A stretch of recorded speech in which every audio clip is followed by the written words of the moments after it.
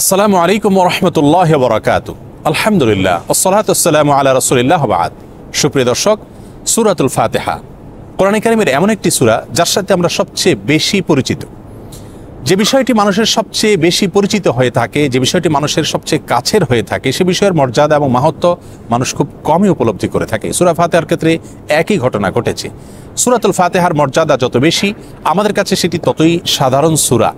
অথচ প্রিয় নবী সাল্লাল্লাহু আলাইহি ওয়াসাল্লাম এই সূরা প্রসঙ্গে বলেছেন যে কোরআনে তো নয়, এমনকি কোরআনের পূর্ববর্তী যে সমস্ত আসমানি গ্রন্থ ছিল, তাওরাত, জবুর, ইনজিল, তার কোনোটিতেই সূরায়ে ফাতিহার সমকক্ষ অর্থাৎ মর্যাদার দিক থেকে সূরায়ে ফাতিহার সমতুল্য কোনো সূরা বা কোনো অংশ নাজিল হয়নি।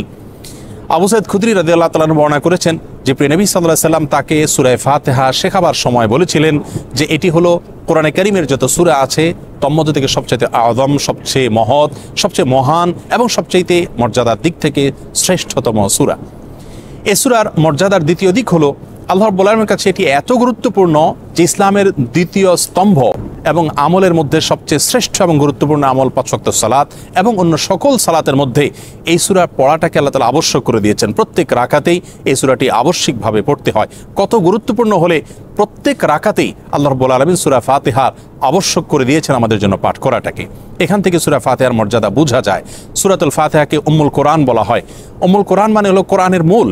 কোরআনের মূল বলার একটি কারণ এটি যে এই সূরার মধ্যে আল্লাহ রাব্বুল আলামিনের রুবুবিয়্যত তথা আল্লাহ তাআলা রব হওয়ার বিষয়ে স্বীকারোক্তি রয়েছে।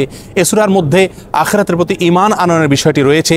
এই সূরাতের মধ্যে ইয়াকা না'বুদু ওয়া ইয়াকা নাস্তাঈন এই আয়াত পাঠ করার মাধ্যমে আল্লাহ তাআলার একত্ববাদের স্বীকৃতি দেওয়া হচ্ছে, ইবাদতকে খালেস করা হচ্ছে শিরক এবং এ জাতীয় বিষয়াবলী থেকে।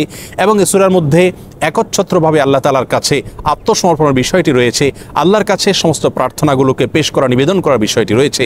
তো কোরআনের মৌলিক সমস্ত বিষয়গুলো এই সূরায় থাকার কারণে এটিকে কোরআনের মূল তথা উম্মুল কোরআনও বলা হয়। সূরাতুল ফাতিহার আরেকটি বৈশিষ্ট্য হলো জিবরিল আলাইহিস সালাম আমাদের প্রিয় নবী সাল্লাল্লাহু আলাইহি ওয়াসাল্লামকে বলেছিলেন, আমি আপনাকে আল্লাহর পক্ষ থেকে দুটি নূর তথা আলোর সুসংবাদ দিচ্ছি। তার একটি হলো সূরাতুল ফাতিহা আর আরেকটি হলো সূরাতুল বাকারার শেষের আয়াতসমূহ। অর্থাৎ এগুলোর মধ্যে আল্লাহ রাব্বুল আলামিন নূর তথা আলো রেখেছেন, যে আলো দিয়ে আমরা পথ চলতে পারি দুনিয়া এবং আখিরাতে। সূরাতুল ফাতিহার ৫ নম্বর বৈশিষ্ট্যের বিষয় হলো যে এটিকে সূরাতুশ শিফা তথা আরোগ্য লাভের সূরা বলা হয়ে থাকে। যে কোনো রোগ, যে কোনো বালাই, যে কোনো অসুখ বিসুখ থেকে মুক্তি লাভের জন্য এই সূরা পাঠ করে যদি আমরা পানিতে, তেলে বা কোনো খাবার পানীয়তে আমরা পড়ে ফু দেই, অথবা শরীরের যে অংশে অসুস্থতা আমরা ফিল করছি সে অংশে যদি আমরা ফু দেই বা ফু দিয়ে সেটা মুছে দেই, তাহলে ইনশাআল্লাহ বিইذনিল্লাহ তার মাধ্যমে আমরা আরোগ্য লাভ করতে পারবো।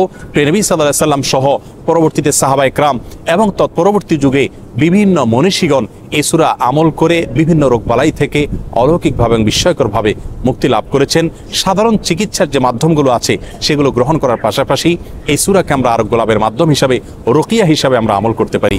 আল্লাহ রাব্বুল আলামিন সূরা ফাতিহার যে মর্যাদা এবং মাহাত্ম্যর কথা আমরা জানলাম সেটিকে আমাদের অন্তরে সর্বদা উপলব্ধি করার তৌফিক দান করুন।